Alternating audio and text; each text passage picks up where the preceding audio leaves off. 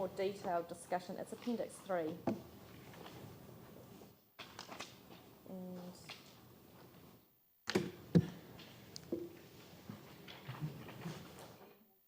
And Appendix 3, right, the second, it hasn't got page number for the appendices, I'm sorry.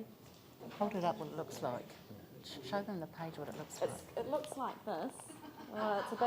It's at the front, if you start with the front end, not towards the back, it's near A3. Near the A3s, near the first set of A3s, about 5 pages after. 5 to 10 pages after. Okay, I'll just tell you what it says quickly. So, Appendix 3 goes into much more detail. It has a table there that says the central city. Now, this is based on the 2009 growth model, and you may or may not be familiar with the growth model, but it underpins pretty much all our household yields and capacity and supply for the regional policy statement. We've got a different version than you. So we've only got a table that starts with Brockworth Place, Salisbury Street. No. Okay.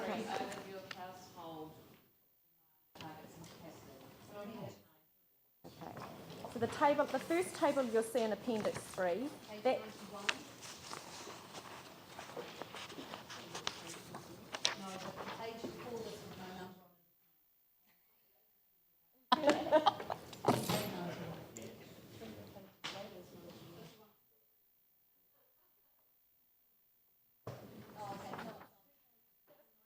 I'll just quickly run through. The first table, the red table, is the household growth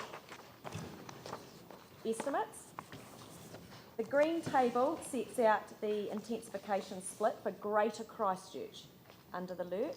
So just be mindful, that's why we've had to apportion it out to Christchurch. It was always assumed through the UDS and the RPS that about 85% of intensification would occur through Christchurch City.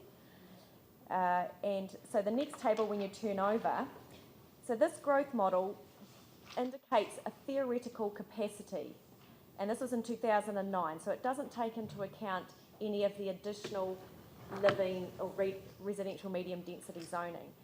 But it indicates in the central city, so this is still hold true, that there's a theoretical capacity or yield, additional yield of houses of 19,000.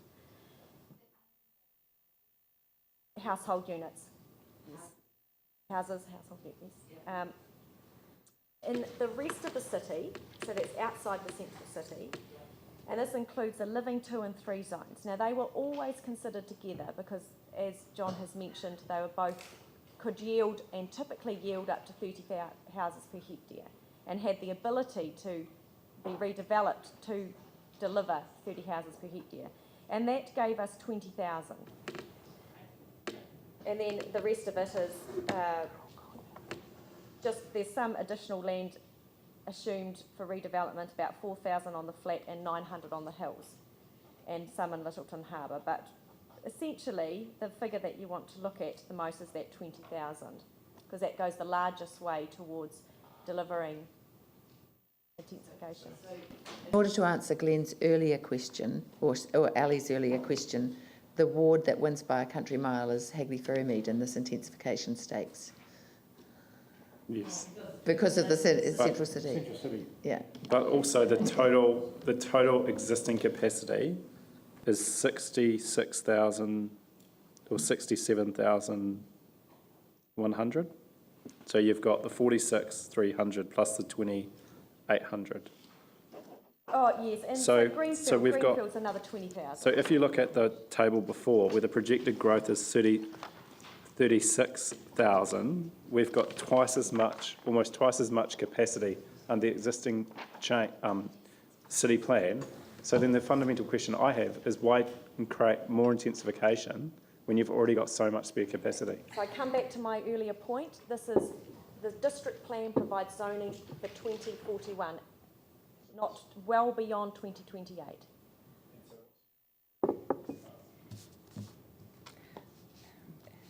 I don't have that right with me. I can't remember out of the regional policy statement, but that won't have it. Oh, yes, actually. John may have I guess It might take a while, we'll have to come back to we you can with come back to you on that, but Can you understand the point? Like, if we're creating greater areas for intensification, when we've already got 66,000 capacity at the moment, how is that justified to areas that are going to be intensified? we are not just simply carrying over everything into the proposed plan. The proposed plan is a new look at everything. So what we're proposing now is not the same as what's in the operative plan. It has changed, and it's based in areas based on the centres. And the final question I have is, what is the total capacity with the proposed changes that you're proposing in terms of the residential? In intensification areas. No, the only. total yield above, so we know at the moment we've got 66 or 67,000. If we do nothing, we've got 66,000. If we do the plan that we're proposing, what do we have? 20,000. So that on that table, this is before any of those additional areas that are recommended as your 20,000. That's living 2 and living 3. All right, I just, in really simple terms, just put the old plan out the door. Yeah. It's a complete Yeah. new plan. So how much extra capacity does that create in the city for yield? So we know the old one's got 67,000. The new one will have, it must be more than 20,000, because that's only, No, because the amount of period that we're delivering it over is less. The 60,000 was to provide until 2041, roughly. It's only 1,800 houses additional. Yeah. It's very marginal. So when that- you're looking at the big picture, yeah. in terms of the household targets, the additional zoned areas only contribute at a minimum, if they didn't only yielded 30 houses per hectare, all we're adding to that bigger figure is 1,800 houses. On top of what we already have. That's right. So- So to put it bluntly, the current zoning goes a long way to achieving the household targets. It always did. But we always knew that as we went into the regional policy statement. Right. The city was pretty strong. What the whole process has been is looking at other areas that, quite honestly, the market is more likely to pick up. We acknowledge there's a lot of areas in the east which, even though they've been zoned for 10 years now, has been very low development. Most of the development occurs, as we know, around key activity centres. That's where the investment goes, that's where the upgrades go, and so we always acknowledge the fact that those things are some of the triggers for successful intensification. So with all the stuff in the land use recovery plan and the district plan, you're saying that there's only 1,800 extra capacity being provided? Only in intensification areas, medium density intensification areas. I mean, there's still a whole lot of new sites coming on board through the greenfield areas. There's still all the zoning, current zoning that has capacity in it to put lesser density, more like suburban residential in it. But the figure that we're just talking about now is the medium density But I want to know the residential overall. areas. Okay, the overall, the growth projection into the UDS was 50, remember this is pre-earthquake, was 53,000 households required for Christchurch, new households to 2041. Right. Now, we're providing for some 60,000. There isn't much of a buffer in terms of 60,000. With Now, the proposed plan. That's right. And medium density?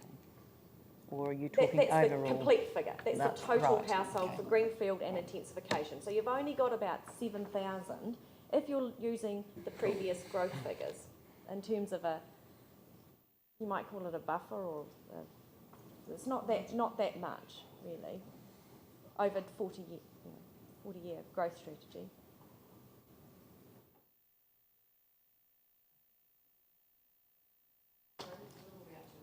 We'll go back to the maps. So the next one is Papanui.